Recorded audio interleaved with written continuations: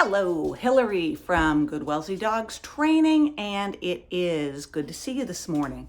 You know that I like to talk about things that routinely come up at my lessons, and I work with a lot of people with new puppies. So let me just sort of sit down right here, and I think we'll move that. We don't need to be focusing on a box of tissues, and we'll get me right in the screen. There we go. So. I like to talk about things that come up over and over in lessons that I have with clients. And one of the recurring themes now that the weather is getting better and people have been cooped up for so long that they are excited to get outside, get into the woods, get in nature, be apart from people, but get some fresh air, is when can I let my puppy off leash? We're going to go for a walk in the woods, or we're going to go out to a field. There aren't going to be any other people around, or we are going to go to our summer cottage and it's really remote. There's not a lot of other people or dogs around.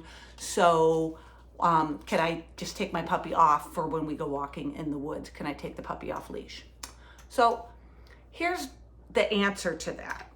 And when you take a puppy off leash, you are taking an enormous risk, almost like if you were going to go for a nice ride in the country with your baby and decide that you weren't going to put the baby in the car seat for that ride because you were just in the mood for some freedom and a little bit more joy.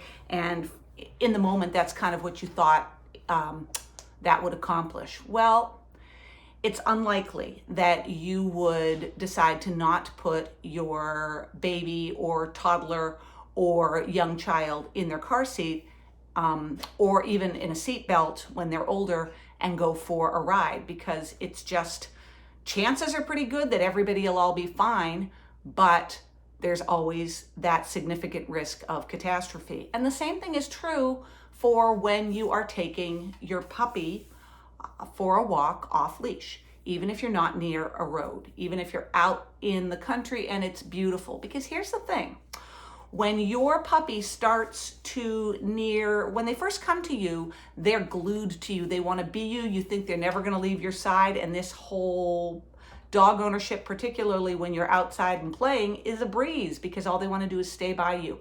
But as that puppy grows and matures closer to adolescence and into its early adulthood, suddenly your presence, although still incredibly important to them, is far less important than the distractions of a small little critter out in wildlife, or the smell of something that they have never smelled before out in nature that they have got to go investigate.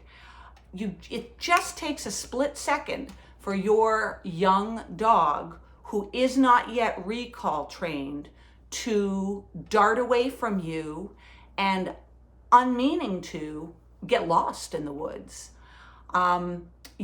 Chances are good that you could go for a walk and things might be okay. But chances are also possible that your dog could encounter some wildlife that they are not able to handle, and they could get injured or killed. They could completely get lost. They could fall off a ledge. There are 1,000 different things that could happen when your dog doesn't know to stay within the social bubble of off-leash freedom. To me, being able to have a dog off-leash and safely reliable means that when you are migrating together, just like a pack would stay together, they can see each other, they don't drift more than a set number of yards away from each other. That's a reliable off-leash dog or puppy. So how do you achieve that situation and that freedom while you are training the puppy? It's easy. You use a long line leash, and you want to get a very lightweight one, and but it doesn't mean that you have to be holding the leash and you're going to get snagged around trees and caught on bushes and that your dog won't experience any freedom. What you want to do is get a very lightweight length of narrow, you could even just use like a rope, a clothesline rope with a clip on the end of it. You want to get a nice 20-25 foot lead or rope with a clip on the end of it and let your puppy drag it. You don't want to have a handle, so if it has a handle, you might even, if you're going to use it repeatedly, you might even cut off the handle. So there's nothing on the end of the long line to snag on things and get your puppy stuck and caught and frustrated.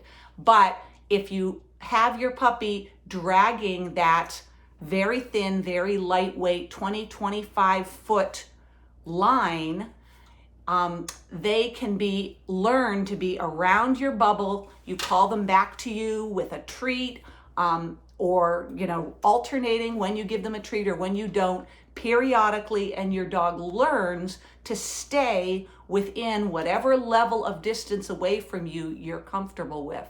For me and my dogs, it tends to be sort of a 20-foot circumference around me. And as I walk through a field or a reservation or through the woods, depending on the narrowness of the path or the wide open spaces that we are in, we will just migrate together, and they have naturally learned to stay near the leader, which of course is me. So if you put a long line on and your dog gets used to dragging it around, it's a great idea to use in a big yard. If you are on, if you're on a big old empty beach and your dog doesn't have solid recall yet and you've got some wide open space, just get your dog used to dragging around a very lightweight line, and they won't even notice they have it on.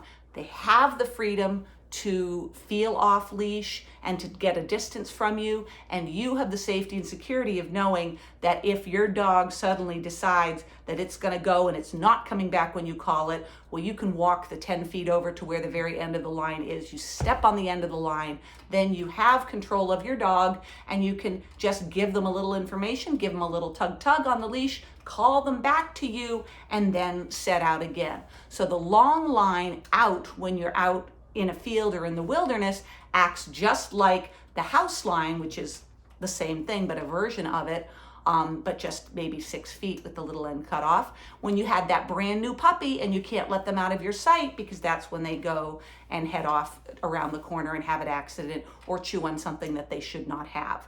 So house line, long line, until your dog is fully trained and absolutely safe, because we just don't want a disaster to happen, a lost dog to happen, a tragedy to happen where your dog finds themselves in an accident. Keep that line attached to your dog. Go out and enjoy yourselves together, but do it safely. So that is the answer to when can I let my dog off leash? And the answer is once you have taken the weeks and months that it takes to safely train them to be off leash. Hope that was helpful. Talk to you soon. Bye-bye.